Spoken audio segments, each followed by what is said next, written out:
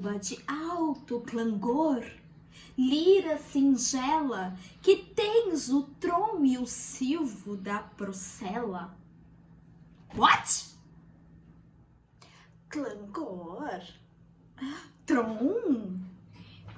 Silvo e procela?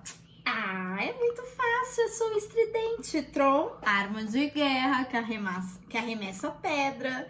Silvo, aquele barulhinho de cobra, sabe? Aquele barulho. E procela, grande agitação. Ai, que simples.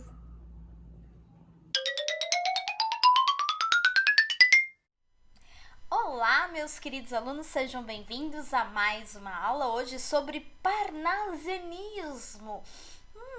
O que é, como vive e o que come. Isso e muito mais é o que nós veremos no nosso FabFlix, o seu streaming de língua portuguesa. Então, no episódio, vamos compreender o projeto literário do parnasianismo e explicar a definição de antirromânticos da estética. Sim, comprar uma briga aí com romantismo, hein? Condenando todo aquele sentimentalismo exagerado. Mas, antes de falarmos do parnasianismo, vamos rever aí o que já vimos nos episódios anteriores de FabFlix.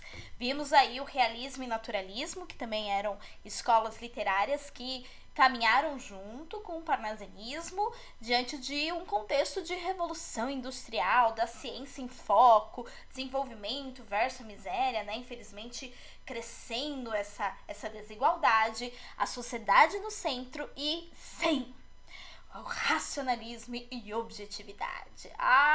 Eu quero ser racional, chega de mimimi, chega de enfeitar e idealizar tudo que os meus românticos faziam, não quero mais, certo? E aí, vamos ver então esse mesmo contexto histórico acontecendo para esses três movimentos que ocorrem concomitante. O crescimento das cidades, a política liberalista, a sociedade no centro, vamos pela ciência, vamos ser objetivos e práticos. Não tão prático assim para o parnasiano, né? Mas vamos explicar um pouquinho. Então, ambos os movimentos estavam aí ocorrendo no século XIX e vem a nossa primeira questão, que é parnasianismo. Mas por que esse nome, né? Realismo, até consigo entender um viés melhor, o naturalismo também, mas parnasianismo, calma, fiquem tranquilos. Tem este nome porque na França, que começou o movimento, ele se inicia com a publicação de uma antologia de poemas aí chamado O Parnaso. Si, oui, mon amour chéri. E eles fazem essa homenagem, é verdade, a escolha deste nome aí para retomar o Monte Parnaso. Sim, o monte ali na Grécia, onde o deus Apolo tinha sua morada e junto as musas. As musas da arte que conduziam os artistas a uma boa produção. Tem lógica isso aí, né? E aí então, diante de toda esta lenda por trás deste Monte Parnaso aí, eles ficam com o nome parnasianismo. Então, nada mais é aí do que a morada do nosso deus Apolo. Ainda diz, há uma lenda aí, só para que vocês entendam, que inclusive os poetas iam para esse lugar para se isolar totalmente e pensar só na arte deles. Arte, só pensar na arte pela arte. Já ouvi isso por aí, certo? E aí eu trago para vocês uma pintura que fala do Parnaso, aí onde eu tenho o encontro, então, dessas musas e dos seus poetas.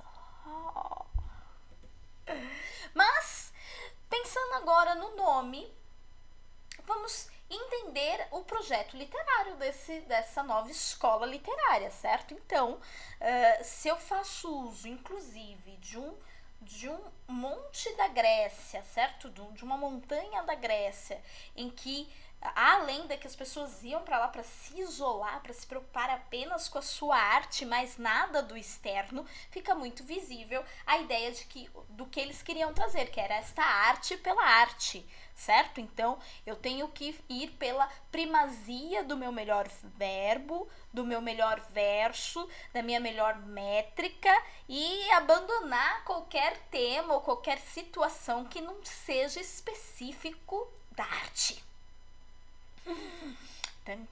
Por isso que os romantismos aí, né, os românticos ficam de fora, certo? O que podemos fazer, não é? Então ele volta totalmente essa arte pela arte, ele volta para a questão estética. E aí, se já no nome eu faço referência aí à Grécia, óbvio que eu também vou ter então resgate de temas da antiguidade clássica, até porque eles veem que os gregos e os romanos, esses sim, sabiam produzir um verso perfeito. Então vamos retomar, vamos beber desta fonte inesgotável de perfeição e de beleza da minha obra literária. E aí eles buscavam muito, então, essa perfeição formal. E aí eu sacrifico tudo e qualquer coisa, qualquer sentido, desde que eu tenha a melhor palavra, a melhor rima, o melhor verso. Então, não vem querer deixar claro uma mensagem por trás, muito elaborado, uma discussão, uma reflexão, porque essa reflexão, ela só é um paninho de fundo para a verdadeira arte, que é a formal, a forma do poema, certo?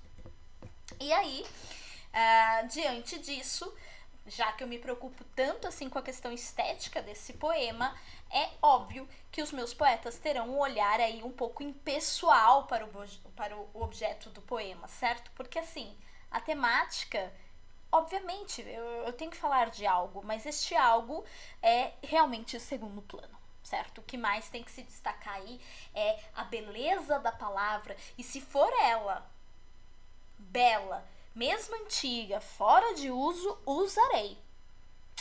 O Parnasiano adorava usar uma palavrinha assim que já não estava tanto no desuso, assim, em tanto uso, estava mais em desuso. E aí, meu bem, eu diria que eles adoravam um dicionário, hein? Porque olha palavrinhas complicadas que eles usavam, certo? E é essa busca dessa palavra exata. E também fazer uma poesia muito descritiva, plástica e visual, né? Se eu não tenho uma grande reflexão, não coloco em ponto nem a questão social da minha sociedade, a questão psicológica dessa sociedade, nem o determinismo dela para fazer grande discussão sobre isso.